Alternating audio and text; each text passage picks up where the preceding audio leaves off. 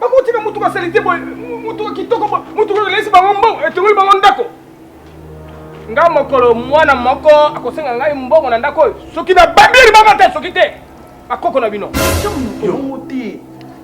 yo zalana basolo kopo zoko bazocha ngo bebe sa soko otako no bongo oboma soko yo bide la kopo na solo ko tango tida mwasi ama kebana yo isone so luvanga ntawo ya mtakufa à vous lever. Allô maman. Bonjour. Bonjour. Nga Rosette maman.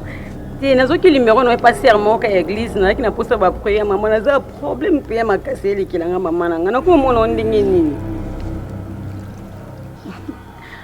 Ah, oza ngomba. Ngozuma ngomba toni.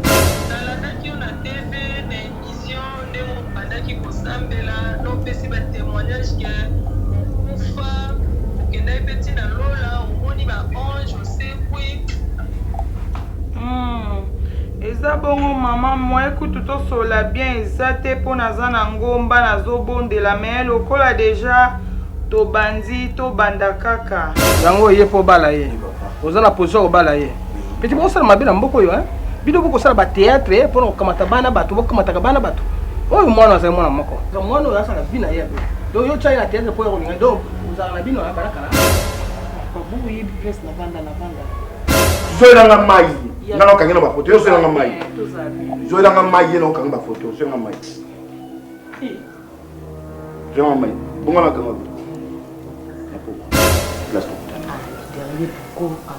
na po so yete o mwana problème te maman na ngana otindela yo lobiso na bimika na sisi ba course na sala na ok maman na agence na teli yo $1000 maman mbongo eza ngona problème te solution no ya vie na ngai yo koma na ndaka wenge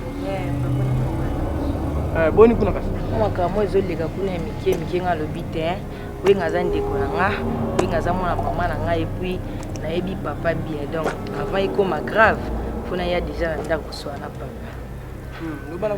papa na été so yebi wengi akoma ma prophétesse akoma ma prophétesse ya lokuta